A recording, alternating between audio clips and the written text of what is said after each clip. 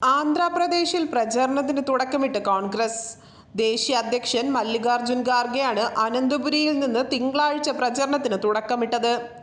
ജഗൻമോഹൻ റെഡ്ഡിയെ വീഴ്ത്താൻ ലക്ഷ്യമിട്ട് വമ്പൻ പ്രഖ്യാപനങ്ങളാണ് കോൺഗ്രസ് നടത്തിയിരിക്കുന്നത്.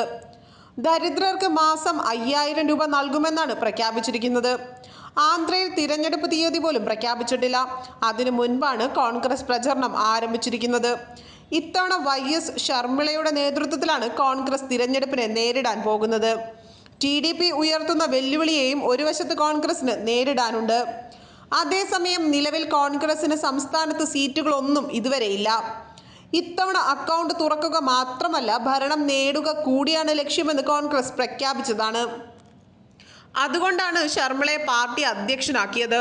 എല്ലാ മാസവും 5000 നൽകുന്നത് കോൺഗ്രസിന്റെ ഉറപ്പാണ്. കർണാടകത്തിൽ പ്രഖ്യാപിച്ച 5 ഗ്യാരണ്ടികളും തെലങ്കാനയിലെ 6 വാഗ്ദാനങ്ങളെക്കാളും വലിയ കാര്യങ്ങൾ ആന്ധ്രയിൽ കോൺഗ്രസ് വന്നാൽ നടപ്പാക്കുമെന്നും ഖാർഗെ പറഞ്ഞു. ഇത് വെറുമൊരു വാഗ്ദാനമല്ല, ഇത് കോൺഗ്രസിന്റെ ഗ്യാരണ്ടിയാണ്.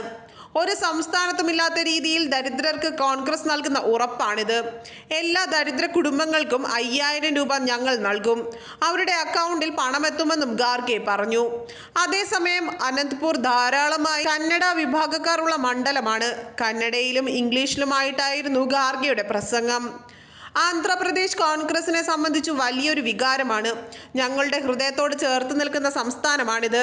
2 മുൻ ഇന്ത്യൻ രാഷ്ട്രപതിമാരെ സംഭാവന ചെയ്ത ജില്ലയാണ് അനന്ത്പൂർ. സർവേപ്പള്ളി രാധാകൃഷ്ണൻ, N സഞ്ജീവ റെഡ്ഡി എന്നിവരാണ് ആ നേതാക്കൾ.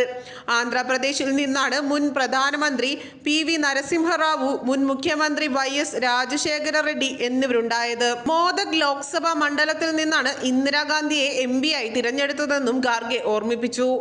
എല്ലാം കോൺഗ്രസ് നേതാക്കളും YS ഷർമിളയ്ക്ക് കരുത്തു പകരാൻ വേണ്ടി പ്രയത്നിക്കണം.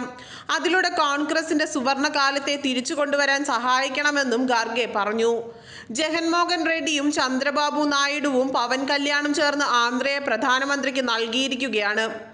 മോദിയെ ഇവർ ഭയക്കുന്നുണ്ടെന്നും ഖാർഗെ പറഞ്ഞു. എന്നാൽ ഷർമിള ഒരിക്കലും മോദിയെ ഭയപ്പെടുന്നില്ല. കോൺഗ്രസിനെ ആരും വില കുറച്ച് കാണരുതെന്നും അദ്ദേഹം മുന്നറിയിപ്പ് നൽകി. എന്തുകൊണ്ട് ആന്ധ്രാപ്രദേശിന് ഫണ്ടുകൾ ലഭിക്കുന്നില്ലെന്നും പ്രത്യേക പദവി സംസ്ഥാനത്തിന് ലഭിക്കുന്നില്ല, ഇതൊന്നും ജഗനോ പവൻ കല്യാണോ മോദിയോട് ചോദിക്കുന്നില്ല. പകരം അവർ മോദിയെയും BJPയെയും കൂട്ടുപിടിച്ചിരിക്കുകയാണെന്നും അദ്ദേഹം കുറ്റപ്പെടുത്തി.